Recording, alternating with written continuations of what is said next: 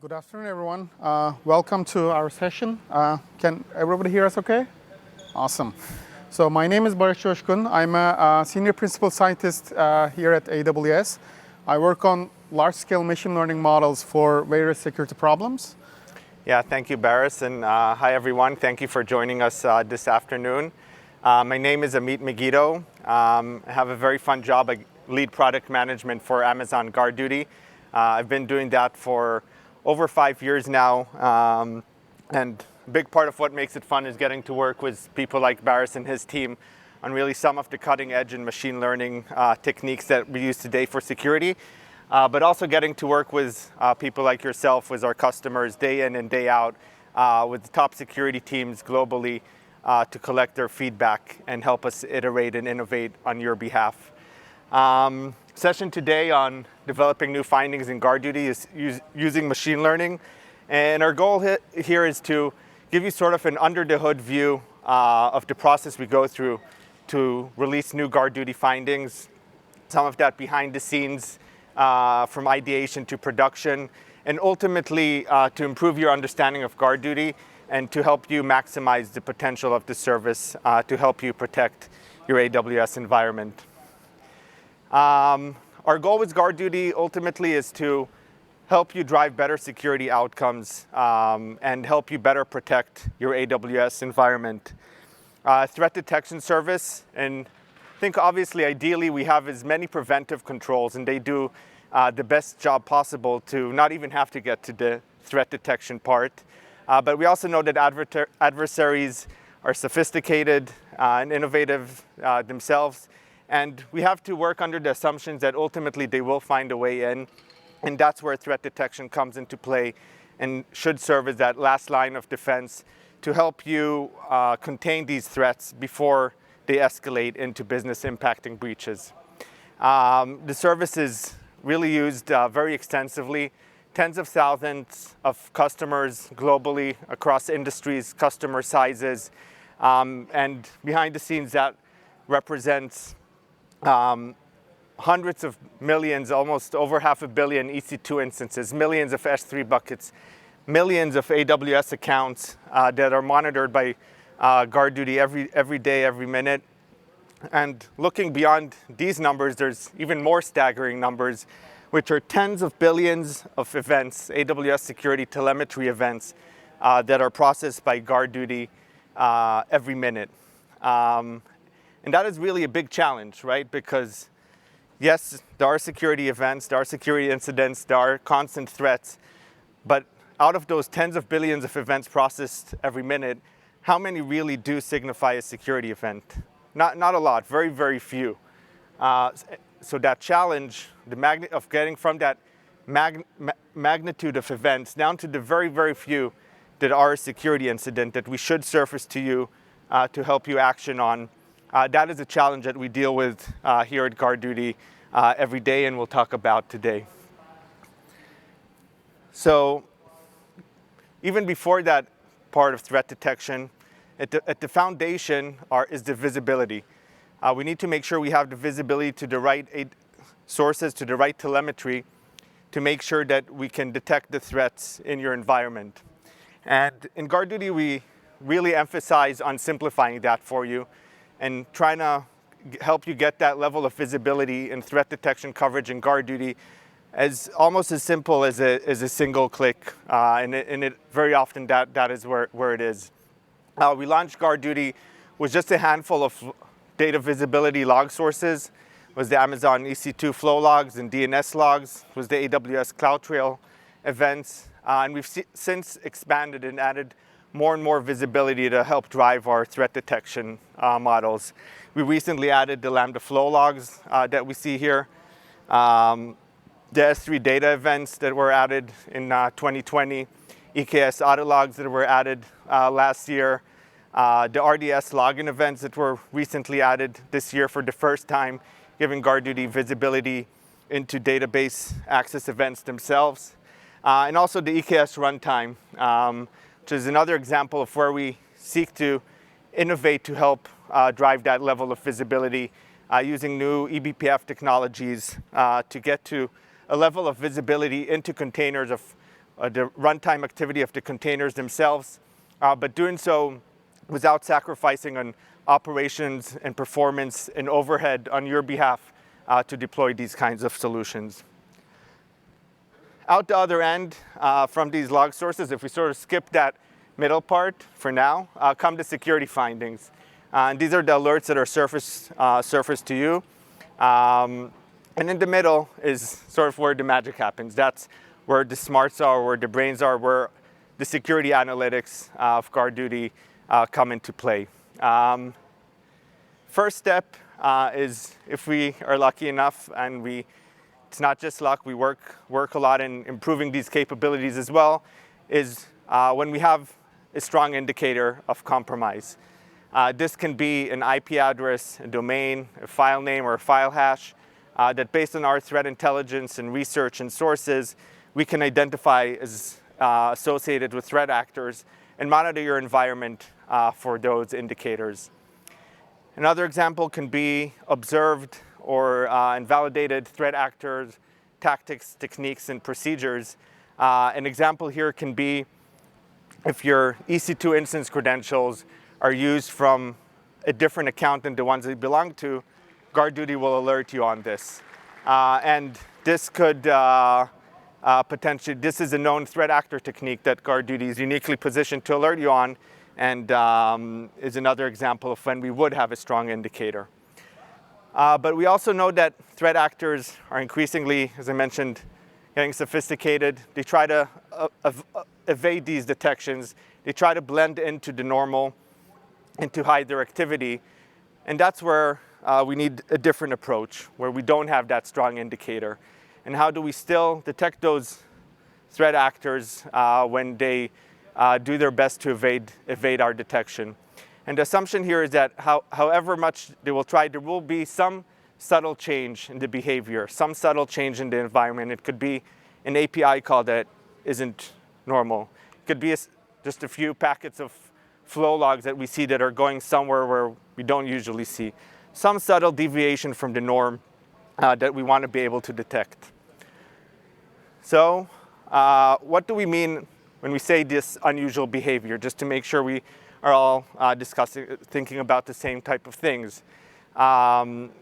Because we don't just look for those known bad, but also these, again, subtle changes. For example, a user that accesses an S3 bucket from a different location that we usually see. So looking at user behavior, and this could indicate perhaps compromised credentials, perhaps someone with authorized access, but that is performing something out of the ordinary. But it's interesting from a security perspective. From an IAM role perspective, do we usually see this IAM role interact with DynamoDB in this way? From an EC2 instance perspective, what are the typical network patterns of this EC2 instance? How many flows to which locations, over which ports? Container image is an example. If we see an unusual container image deployed in a cluster, that could potentially be benign, but it is an interesting question from a security perspective. It could also be that malicious malware is deployed in that environment. Those are all kind of things that we would want to understand. So, as mentioned, we're looking for anomalies, for things that aren't expected in the environment. So, makes sense logically to start with understanding what is normal in the environment, profiling it. That's where we were. And looking for those unusual patterns. So it's unusual for this user to call this API call. Or it's unusual for this bucket to be accessed from this specific network. Unusual for this instance to communicate over this port. In theory, this works. And if we cast a wide enough net, we will catch that slightly orange-reddish triangle, the threat. But turns out that this also generates a considerable amount of noise. These environments, your environments, AWS environments, are highly dynamic and complex. Just because something happens that hasn't happened before doesn't mean it's bad, doesn't mean even that it's unexpected. So there's a subtle difference between what is not normal and what is not expected. And here what we're just saying is we haven't seen it happen before, it happened now, and we generate an alert. Okay, so if that didn't really work, we can take a bit of a different approach and we can say, okay, let's make these rules more stringent.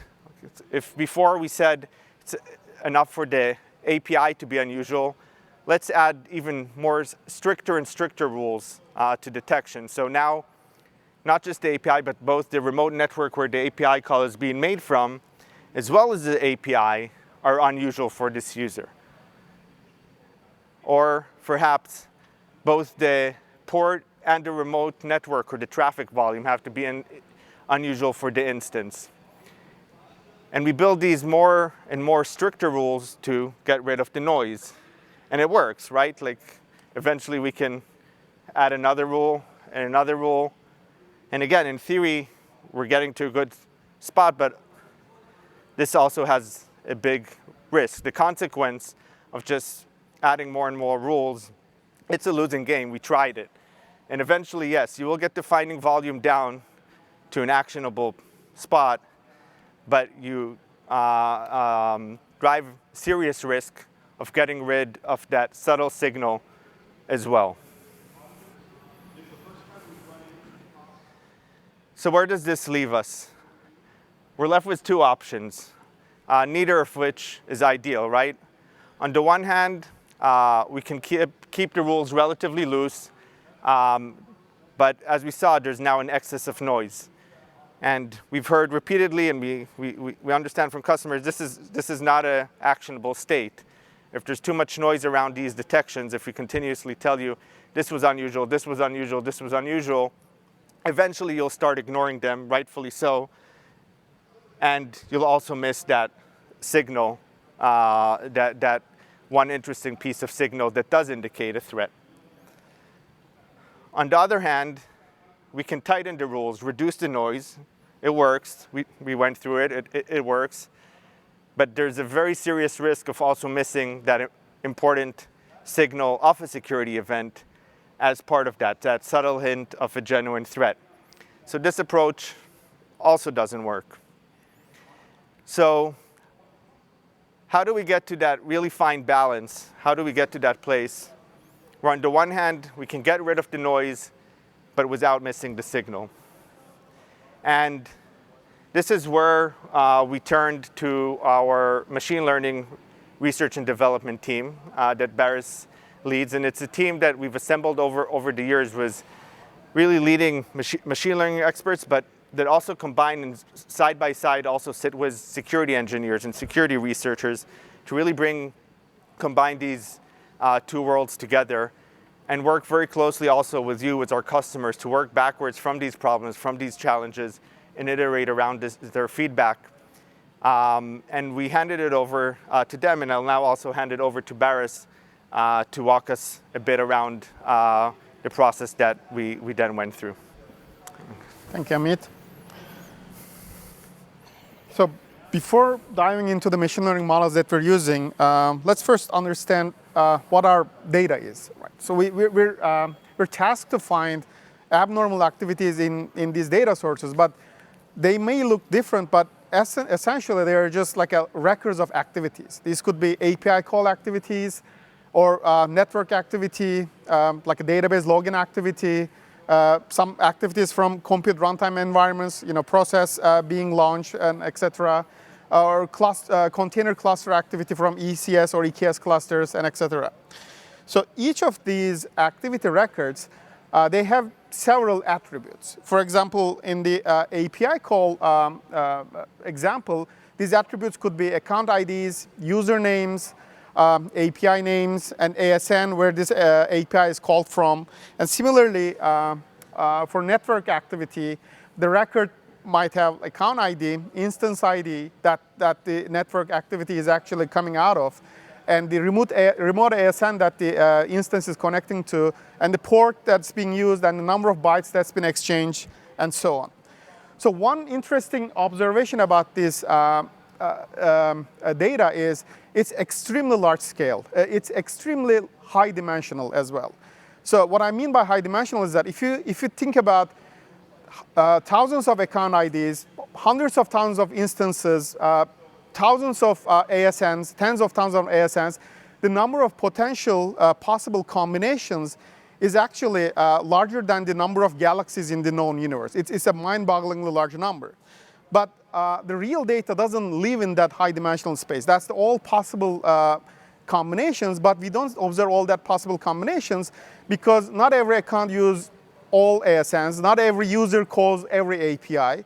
So actually, the real data, the expected, the observed data lives in this lower dimensional space within this like a large, vast number of potential possibilities out there. So we can actually use machine learning precisely to characterize that lower dimensional region. We call it region of normality, so that when we see a new event that we've never seen before, we can actually test whether that event lives in this region of normality or not. And depending on that, we'll actually make the call whether we need to alert on this event or not. So our goal is actually to use machine learning to characterize this normality region and use that model to alert on anomalies. So in the next couple of slides, I'm going to walk you through how this machine learning model works and how we can actually characterize this region from the training data. So our model has two components, basically. The first one is encoder. This is a neural network architecture that we designed for a specific data source. Let's say this is a CloudTrail event or an S3 data plane event or EKS audit log.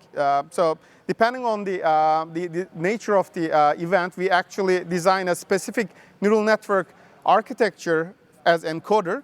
And the goal of the encoder is actually map this high-dimensional event into a really low-dimensional representation vector. And the idea is that this low-dimensional representation vector captures the essence of the event, like all the information there is in that event, so that actually we could. The idea is actually to have that low-dimensional representation vector live on that region of normalcy, and then we can test whether a new event is in that region or not. But to make sure that we actually capture all the information about this event, we also have another network, another architecture called decoder, and then we give this representation vector to the decoder and ask decoder to reconstruct back the original event itself. So just the fact that decoder is able to reconstruct back the original event or a record means that that small representation vector captures all the information we need for that event. So by doing that, we're actually have this representation vector capture the essence of the event, and then that vector lives in that region of normalcy. This is all well, and what we can use once we train this model is actually get a new event, give it to encoder, and then see if it lives on that region of normalcy. And to test if it lives on that region of normalcy, we basically give that representation vector to the decoder, and then see if decoder can reconstruct it, properly. If it can, then everything is good. If not, then there's something else going on. One issue with this model is that it looks at the entire training data globally. So basically what it does is it learns the normal behavior in a global sense. But events are highly contextual. So like logging in 4 a.m. in the morning might be globally rare and abnormal activity, but it might be perfectly normal for some users. So how do we make this model to tune into this subtle context that these events might have, and then make this determination in a contextual manner? To be able to accomplish this, we actually select a couple of the attributes of the original event to define its context. And then we give this context to the decoder and ask the decoder to reconstruct back the remaining attributes given the context. So with this kind of contextual model, we're able to achieve this model to consider each event in its own context and really reduce the false positive rate in a sense that if somebody logs in 4 a.m. in the morning, it's not abnormal. It may be abnormal globally, but for that particular user, for that particular context, maybe it's okay to have that. So the model is able to capture this kind of subtle contextual information through this architecture. So in the end, our model is this encoder and decoder couple network. And this is called autoencoder network. Some of you might have heard of this. To train this model, what we do is actually go over our training data and give all events to this model one by one and ask it to reconstruct back these, the attributes that are not defined by the context. The way we train is actually to change the parameters of this model, the parameters of these neural networks, both in encoder and decoder, so that the model gets better at reconstructing back these attributes.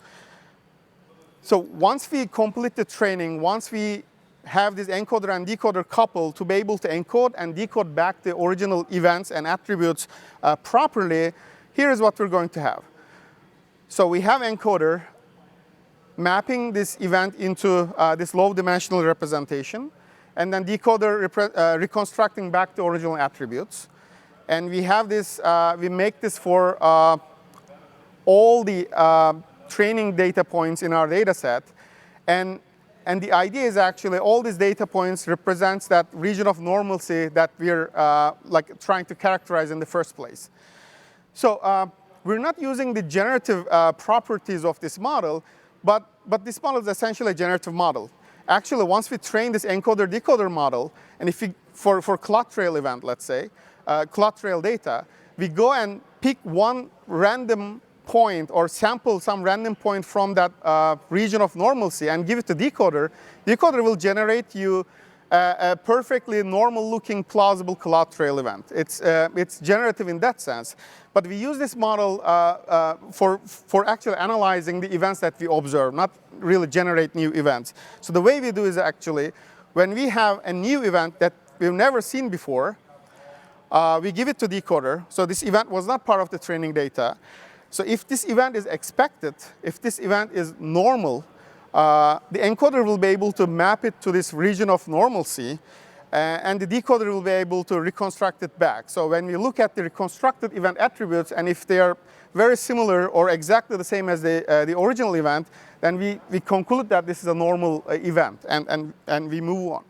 But when we have an event that encoder is having a hard time to mapping it to this region of normalcy, and the decoder will have hard time reconstructing back the original attributes, then we're going to have a problem. And then we call this event abnormal. Okay? So once we train this model, we deploy this in production. So as Amit mentioned, in production, we score tens of billions of events per minute. And basically what we do is we give each event to this encoder-decoder model, and we encode and decode back. And if everything works well, if we decode the attributes properly, that's a normal event, we move on.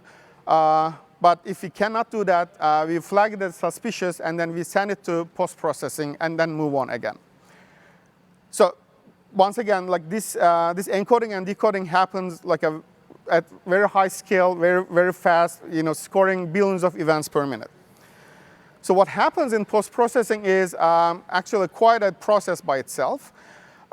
First of all, not every statistical anomaly carries a security value. So we don't expect threat actors to enable security hub, for instance, right? So first we need to make the determination that whether this statistical anomalous event carries any security value. So a lot of security domain expertise goes into that process, but we do this filtration first.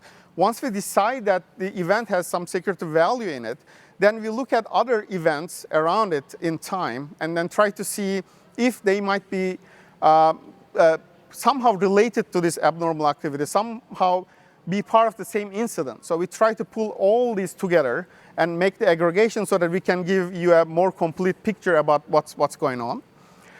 We also gather context around this event because it's really hard to do it's really hard to take any action on an anomalous activity if you don't know what is it about that event that's anomalous. So we actually collect all the context in a sense that, like, what is the normal activity that we would have expected in this scenario, and why we think that this is abnormal, what attribute we couldn't actually reconstruct back, and so on. So we collect all this contextual information about this activity, about this abnormal event. And then finally, we generate a finding. So we basically look at the nature of the event and then map it to like a finding type based on the MITRE attack matrix. We also decide on the severity and the confidence, and then compile a finding and then send it over to you for your consumption. So this is actually the process that we take from starting from the log source and building the model and the post-processing and then generating a finding in the end. So once we come up with this model, once we train this model, this post-processing step, how do we know that this is actually performing well? How do we know that these findings are good quality findings that we can actually run on tens of thousands of accounts and open it to you basically to use? That's a tough problem because we don't have labeled data, ground truth data that we can go and measure our true positive or false positive rate in a traditional sense. Instead, we follow a really rigorous process to make sure that these findings are like truly high quality findings that we can expose to our customers. First of all, we would like this model to generate an acceptable number of alerts. We know that malicious activity is rare. So we know that the security incident responders can only analyze so many events, right? So we basically tune these models so that the generated number of alerts is acceptable. By acceptable, I mean not too many to overwhelm the security investigation process, also not too few to let go some of the really truly malicious activities go undetected. So once we tune this model to generate an acceptable number of alerts, right, then we actually make sure that it detects what it's supposed to be detecting. Because lowering the alert rate is trivial, we can just adjust the threshold and make sure that we don't generate too many alerts, but we wouldn't be able to accomplish anything with that. We just have to make sure that the model still continues to detect the attack patterns that we hope that the model it would be detecting. So for that, we synthetically generate malicious traffic, so to speak, from known attack patterns, and then blend it into the background data, and then make sure that the model actually catches those events while we're tuning the alert rate down. So we're balancing these two together. Once we accomplish these two, it still gives us part of the picture, because these are the attacks that we know about, and we generated these attacks synthetically. It's all good, but we still need to know how this model would do in actual data. So we basically run this at production scale, and then basically eyeball the detections that this model is making in this actual production data, at production scale data. And we look for signs of true positives. Like I said, we don't have the ground truth labels. We can't really measure true positives or false positives, but we can look at these findings that the model detects and then try to see whether the IP belongs to an ASN which is known to be like a little bit shady or suspicious, or whether the actual activity or event or the API is like related to some known attack pattern that came up recently. So we try to look for signs of true positives, and this is actually a months-long process that we go through before we're making any of these findings or models publicly available. So this is manual right now, but we're actually working on a technique to automate some of that process, because when we go and investigate these detections, we look for these signs. So right now we have this framework where we actually encode the domain knowledge of this expert into some kind of rules, and then try to see if these rules are actually triggered by these events, so that we can make some statistical argument about whether these detections make sense from security value point of view.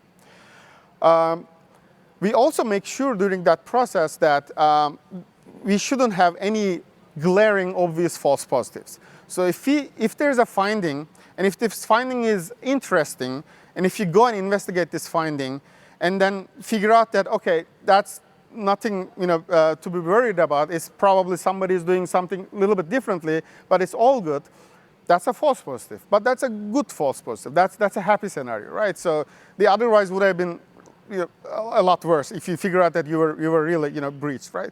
So those are okay. But what we cannot accept is like if we give you a finding, and if you look at the finding, and immediately you say that, oh, like why am I even seeing this finding? That's always the false positive. So we're trying to make sure that we don't have any such glaring false positives in the process throughout this process. We also engage with internal and external customers and to get their feedback to make sure that these findings are really a high quality before we actually expose it to a larger range of customers. Next, Amit will take over to explain some of the remaining steps in this process and how we actually turn this into a valuable insights. Yeah, thank you, Baris. So, yeah, I think where Baris left off, where discussed where we try to tune these to that acceptable state that avoids the glaring false positives, ensures that we drive down the false negatives. That's a very interesting balancing act that we go through over iterative process with internal customers, with private beta customers, post GA on an ongoing basis to get to that place where we make these findings actionable for you. And we'll talk a bit more about that as well. So we left off when we were trying to solve that problem of, on the one hand, we don't want a situation where we catch the signal, but there's also too much noise around it. We don't want to be in a situation where we just add stricter and stricter rules to the more traditional state-based anomaly method, but also miss the signal. How do we get to that happy place where the noise level is low enough, we catch the signal to make this actionable for you? And we handed it off to Baris, and the results were pretty dramatic. We saw significantly improved accuracy and reduction in likely benign findings and an corresponding increase in likely true positive or highly suspicious findings. As Baris mentioned, we don't have always, when we work with internally, when we work with beta customers, can get that feedback directly, but at scale, we don't always have that definitive way to say this is a true positive, this is a false positive. We don't always have that full context. But as an example of the way we analyze this, we saw a significant reduction. On the left hand, we can see a case. This is a stock photo, but it could be a selfie these days as well, where I could work from home. I mostly work from the office these days. Pre-pandemic, I worked constantly from the office like most of us. And then let's say all of a sudden there's a day where I work from home, and we haven't seen that happen before in my case. All of a sudden I'm making AWS API connections, API calls, not from the Amazon Office network, but from a local ISP network that I'm subscribed to. That is, by definition, not normal. We haven't seen that happen before for me, this specific user. But does that mean it's not expected? It happens to be so that in my context, we can see that many of my teammates that work at the same office as me operate in the same AWS environments as me, and usually also operate from the Amazon Office network, also occasionally still within the same vicinity, still within Seattle, operate from local ISPs. So yes, this was not normal for me, but it was expected, or at least not unexpected. And we saw a significant reduction in these cases of just flagging anomalies of people just working remotely. Where on the other hand, the next scenario, now imagine that my AWS credentials all of a sudden are making API calls and accessing my AWS environment, but this time from a completely different country and from a shared hosting provider or anonymizing VPN provider where you can rent a server by the hour, pay by Bitcoin without even providing any information. This is not normal, but now it's also not expected in this context, in this environment, and is much more suspicious. There's that fine line where these things turn into an indicator, but we test these and we see, okay, if we just use these as strong indicators, we just put simple rules. We see this IP, we see this network just generate a finding, and we get to too high a volume of findings. So we need to That's where these models come into play and allow us to accurately detect these use cases, but again, keep that level of finding low enough as to make it actionable for you. And we saw a significant reduction in that first scenario example and a corresponding increase in the second example. So going back to Baris's explanation about how this model works, where we process different events, we're going to continue with the example of a CloudTrail event. And as Baris explained, the encoder-decoder model at the heart of this machine learning process forms that representation of what is expected, what is normal behavior, and then we start processing events. So here we can see the first event, IAM user dev admin1 is making an S3 API call to list buckets coming from the Amazon network and using the CLI. The model has already a representation of what is normal behavior in this environment, in this context, and tries to reproduce this event, and it does so successfully, showing that this event, while not seen previously, can be represented based on the learning of the model. The next event comes, so normal. The next event comes in, same user, again an S3 API call, again from the Amazon network, CLI, creating a bucket. Again, the decoder-encoder model is able to recreate this event, reconstruct it.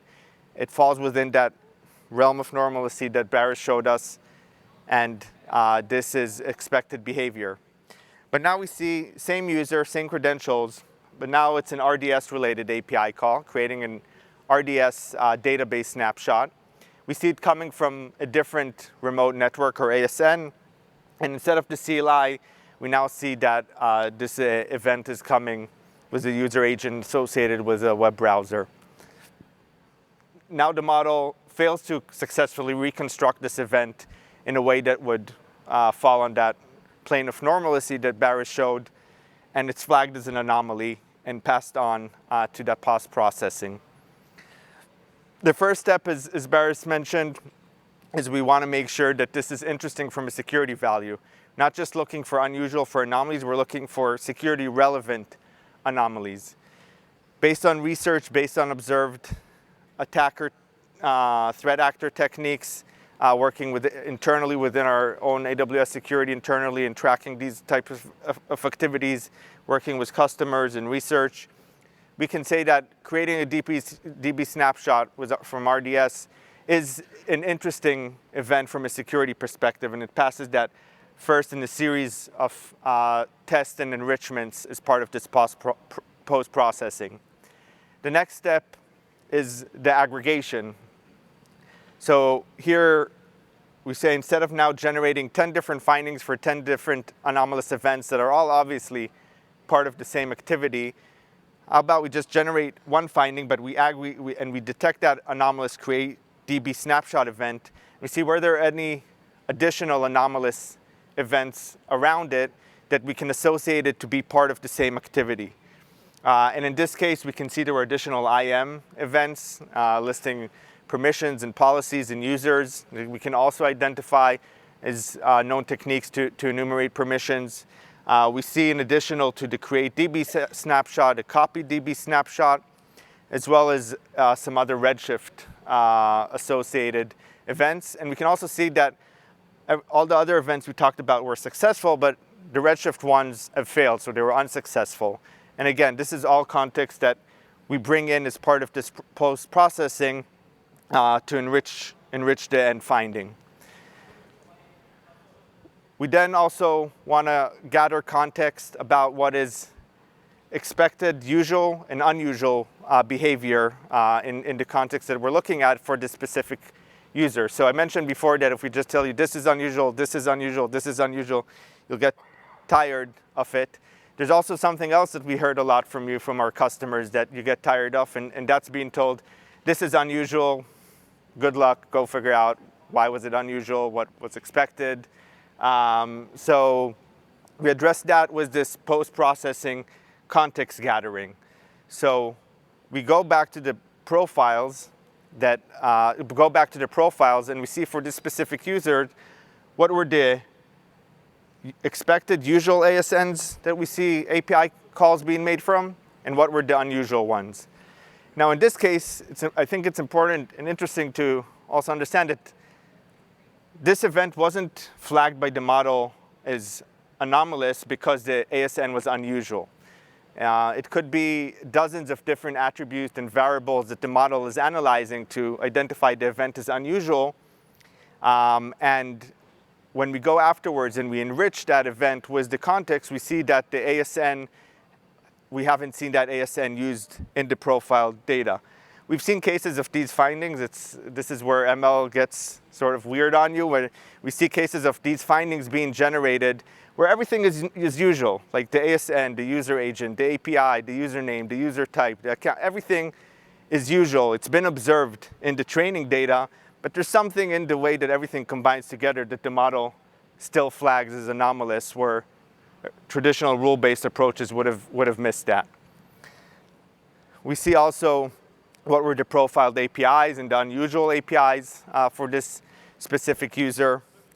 And then finally, we package it all together to generate GuardDuty finding that is presented to you, map it to that MITRE framework, assign it a severity, and surface it to the end customers. And this is how it looks in the GuardDuty console.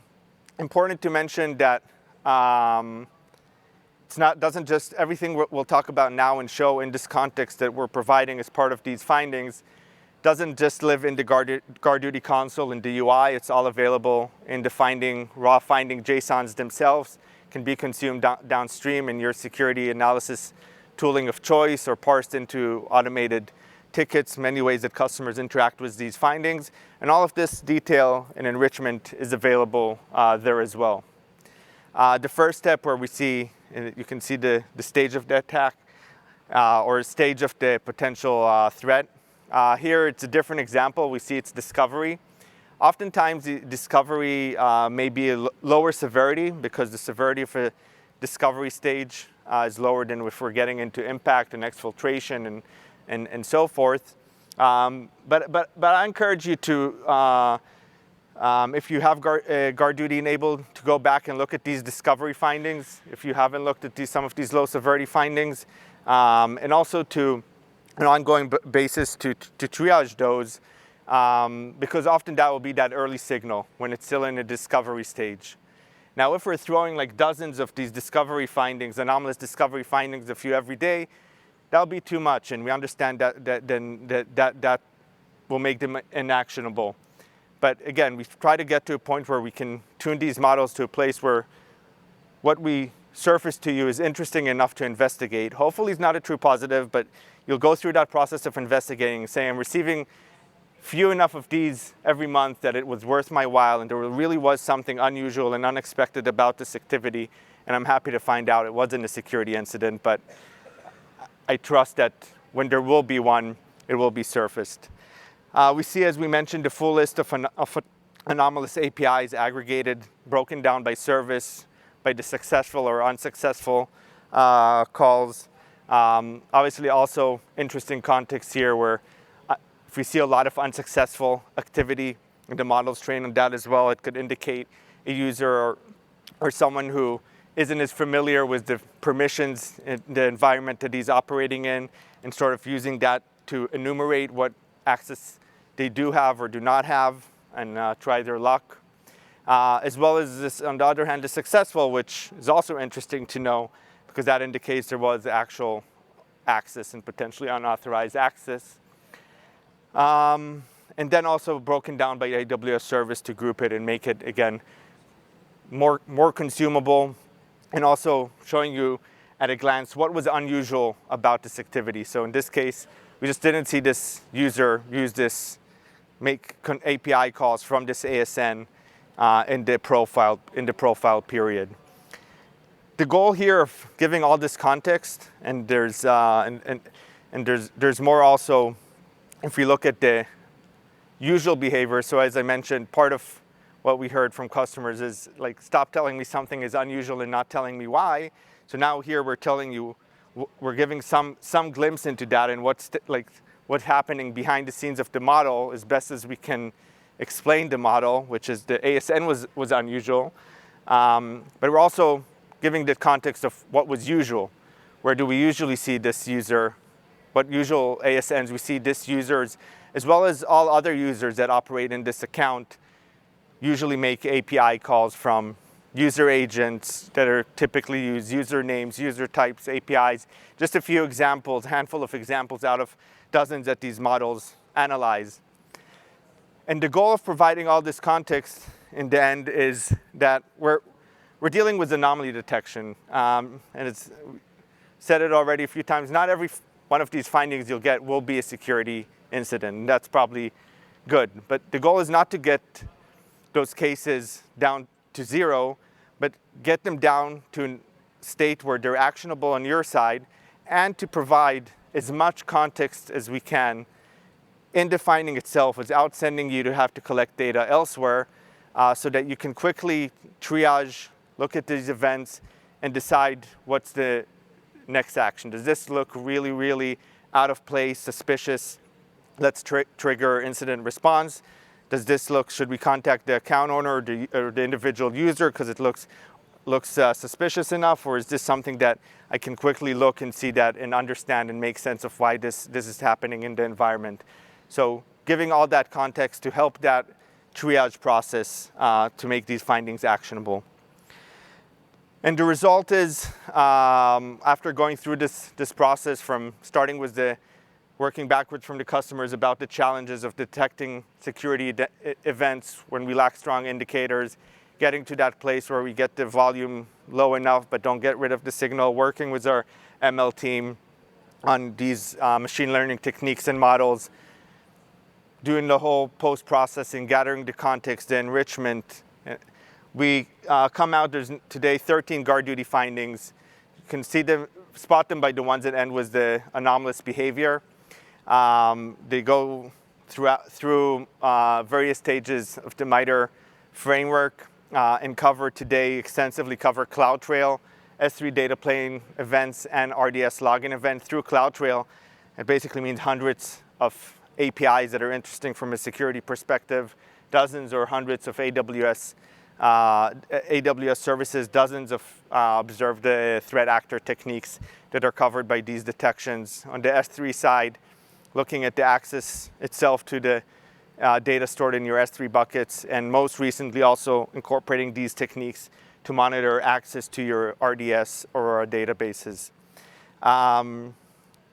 Important to say, this is not one model behind the scenes. We're discussing more an approach, a technique, and that behind the scenes are various different models and variations of these models that are tuned for the specific use cases. So for example, on the S3 side, we found, and also intuitively makes sense, that the volume aspect is much more interesting. There could be cases where on S3 where everything else is usual, is expected. We saw this user access this bucket before from this location with this user agent, but usually retrieves just a handful of events, of objects or files from this bucket. And in this case, we saw that they access tens of thousands of objects, called get object, and tens of thousands of objects from this bucket. That by itself, the volume aspect of this anomalous volume aspect could be a strong enough signal. Whereas in looking at other types of events, maybe the volume aspect alone isn't enough to generate an alert. So we fine-tune these models for these specific use cases. We work closely with customers. We receive positive feedback indicating that these do make a difference. And that feedback continues to come in and is valuable to us. I think one of the interesting or exciting things here is that we're able to really democratize some of the really latest advancements and capabilities in machine learning that Barris's team is researching, and democratize that to customers of all sizes, from small startups to large corporations, enjoy the same level of security and threat detection coverage using GuardDuty. And we continue to innovate on that and work with that feedback. So some key takeaways. First is that GuardDuty is continuously evolving. The GuardDuty of year 1 or year 2 is not the same GuardDuty as today. And even from last year and the past several months, we're adding new visibility, new log sources that feed these models and allow us to perform these analytics and get to better detections. We're adding new detection capabilities, new finding types. Sometimes it's just tweaks behind the scenes that improve accuracy, and these subtle changes may not have big announcements or be noticed, but they make a difference. In the aggregate, they make a difference. So keep up to date with these releases and make sure to view these new detections and operationalize them. The second is, we know that these detections work. We've seen cases, we work with customers, and we've seen cases where using these techniques for ML anomaly detection catch real high risk credential compromise, often early enough with that early signal in the discovery stage, where we lack strong indicators and where traditional rule-based anomaly detection, not using these more advanced machine learning techniques, either misses the signal, or we know would just generate a lot of noise around the signal and would make it hard to action.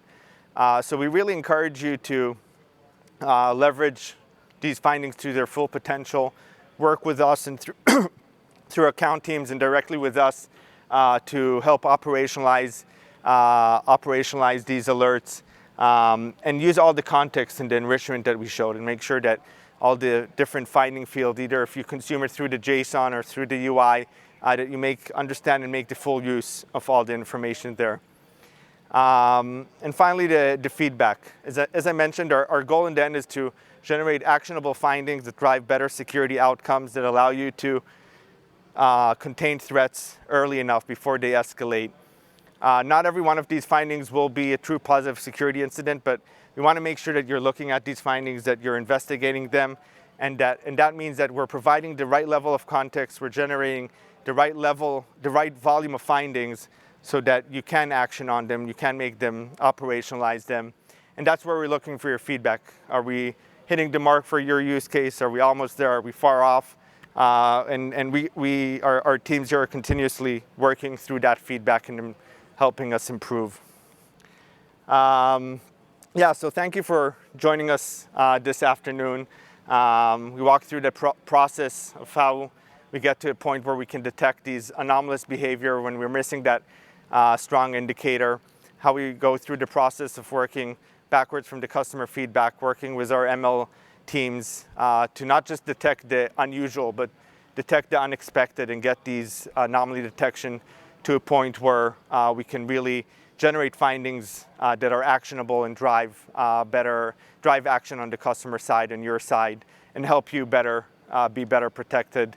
And lastly, the feedback that we welcome to make sure that we're hitting that mark and to help us improve in helping you protect your environments and systems.